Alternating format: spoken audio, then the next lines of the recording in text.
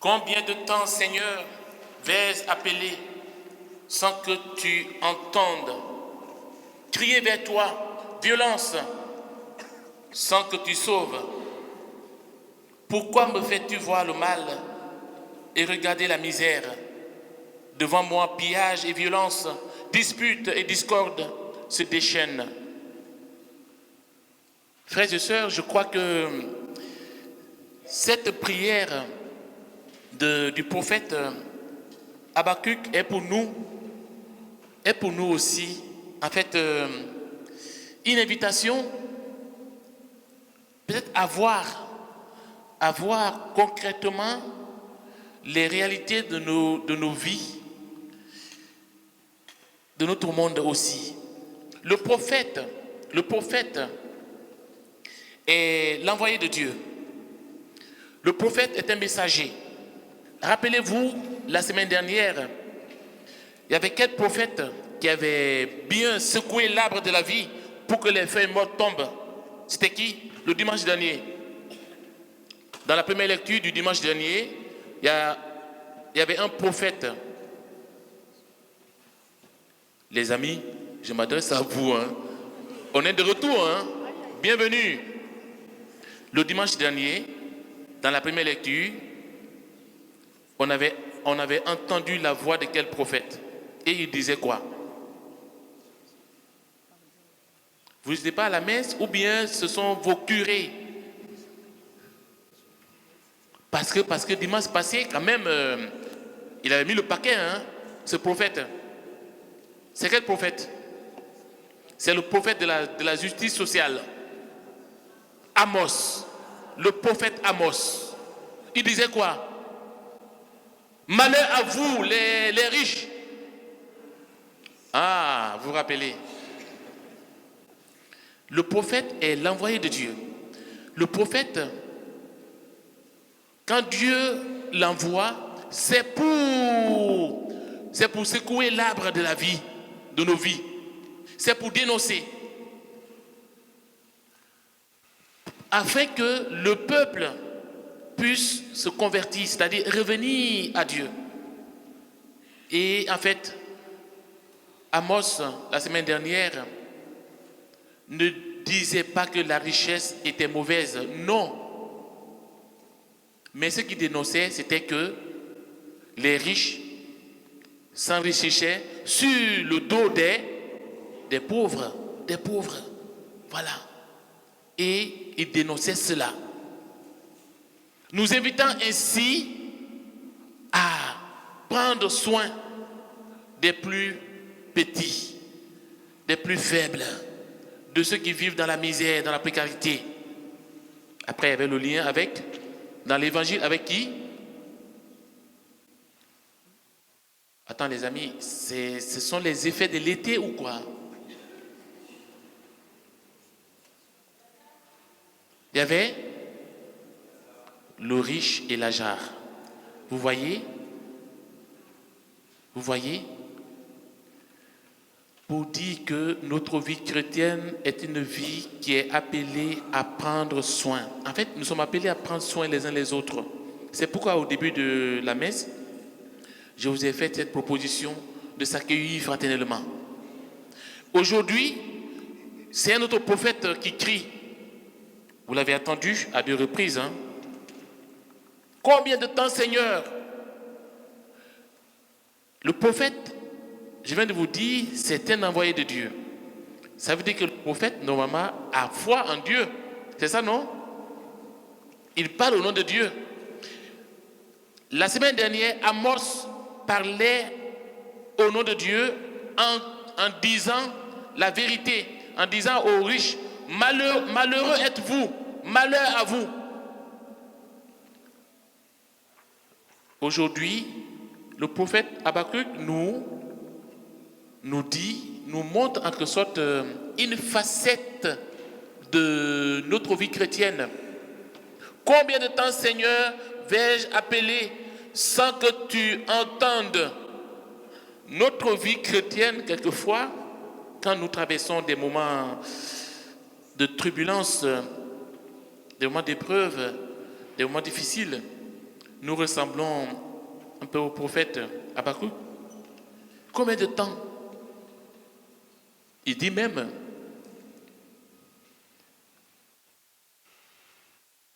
crier vers toi violence, sans que tu sauves. Pourquoi me fais-tu voir le mal et regarder la misère?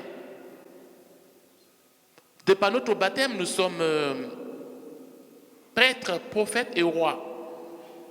C'est-à-dire, nous sommes aussi des envoyés de Dieu. Nous sommes appelés à voir les misères de notre monde, à voir les souffrances, les épreuves de notre monde et crier vers Dieu, prier, intercéder.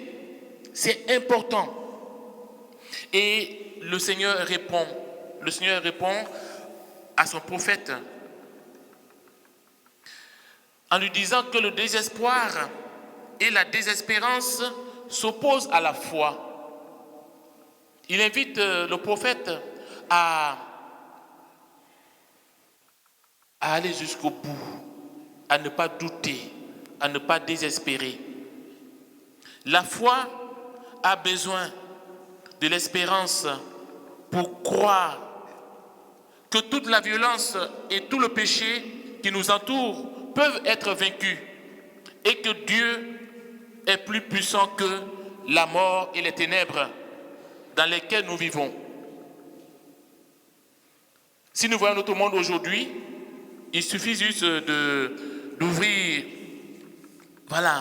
d'allumer la télé, d'allumer la radio, mais violence partout. Avant-hier, hier, il n'y a même pas... Hier, un coup d'État au Burkina Faso. Il y avait eu un coup d'État. Ça ne fait même pas 6 mois. À côté ici, en Ukraine, Russie, partout dans tout le monde. La semaine dernière, ou bien il y a 2 semaines de cela, il y a eu, en Guadeloupe, c'est quoi? Voilà. Quand nous voyons notre monde, en fait, nous sommes tentés vraiment de nous adresser au Seigneur comme ce prophète Habakkuk. Et aujourd'hui, en fait, nous avons raison. Il faut. Parce que c'est notre devoir, c'est notre vocation de crier vers le Seigneur, de nous tourner vers lui. Sauf que l'erreur que nous faisons à chaque fois, nous centrons sur nous-mêmes. Nous nous replions sur nous-mêmes.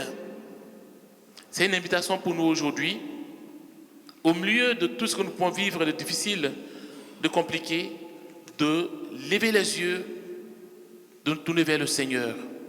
Qui regarde vers lui resplendira sans ombre au visage.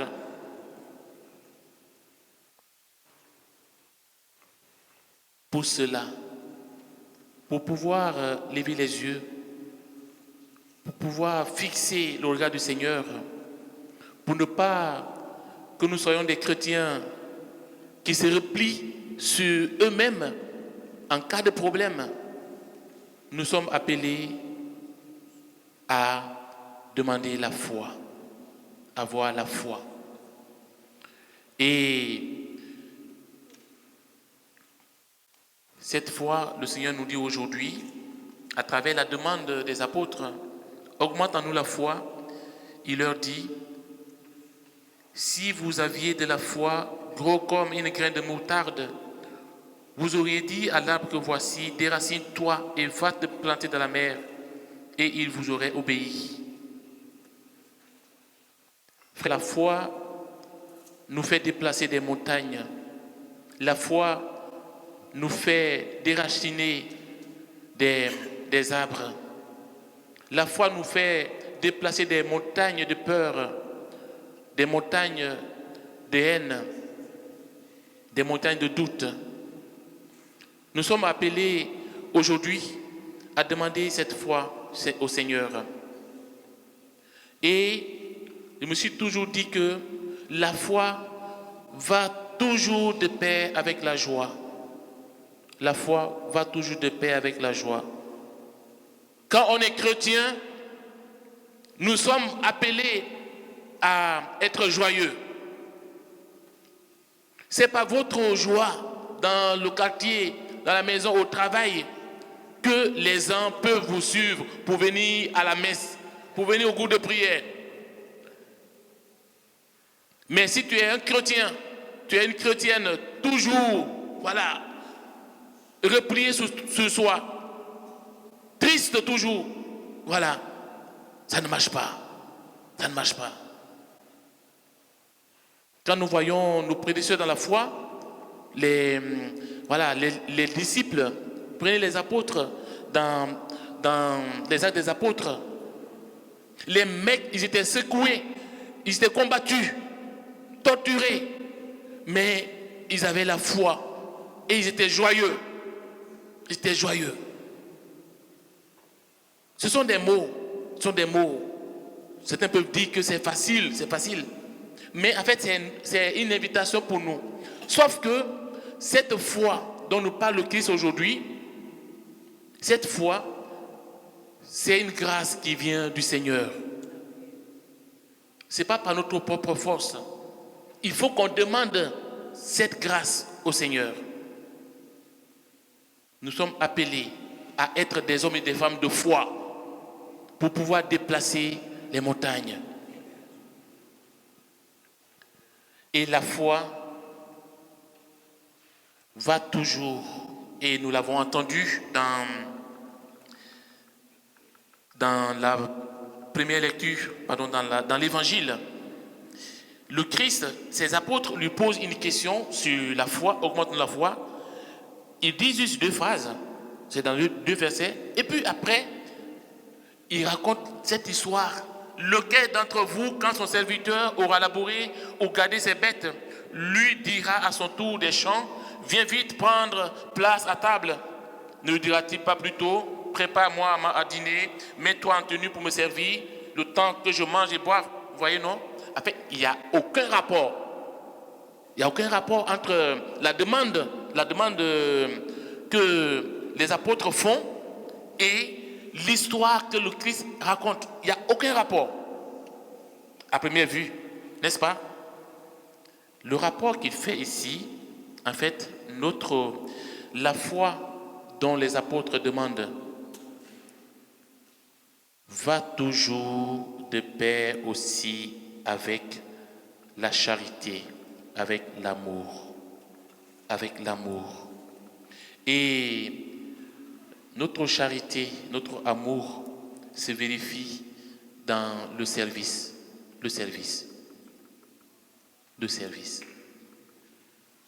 Je m'adresse à vous, frères et sœurs, serviteurs de ce groupe de prière, vous le faites bien sûr, à mettre de l'amour, de la charité dans tout ce que vous faites. Je m'adresse à vous tous ici présents, dans notre vie chrétienne, à mettre de l'amour dans tout ce que nous faisons, à y mettre de la charité. Et l'amour, la charité va toujours de pair avec la qualité.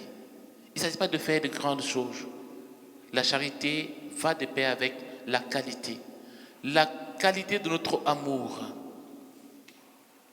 la qualité de notre présence, la qualité de notre écoute, la qualité de notre parole que nous pouvons donner à tel frère ou sœur qui en a besoin. C'est une invitation pour nous aujourd'hui. Et pour cela, nous sommes appelés à entrer dans l'espérance. Si vous avez bien compris, je viens de vous parler des 3 vertus théologales: la foi, l'espérance et la charité. Dans la première lecture, quand le prophète crie vers le Seigneur en disant que ça ne va pas, le Seigneur lui dit: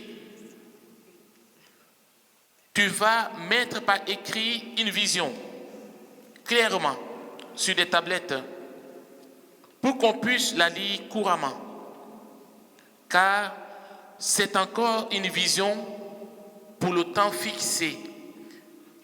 Elle tendra vers son accomplissement et ne décevra pas. Si elle paraît tarder, attends-la. Elle viendra certainement sans retard. L'espérance. Quelquefois, nous sommes pressés, nous sommes impatients. Et aujourd'hui, l'Église nous invite à peut-être demander aussi cette grâce, cette vertu, l'espérance. Et l'espérance va toujours de pair avec l'expérience. L'expérience avec le Christ ressuscité. C'est parce que j'ai fait une expérience de vie avec le Seigneur, une expérience de miséricorde avec lui, que je peux à mon tour être capable d'être miséricordieux envers mon frère, envers ma sœur. L'espérance va toujours de pair avec l'expérience. L'expérience. C'est à travers l'expérience que les apôtres ont vécu avec le Christ ressuscité qu'ils ont pu espérer jusqu'au bout, quel que soit le martyre qu'ils ont vécu.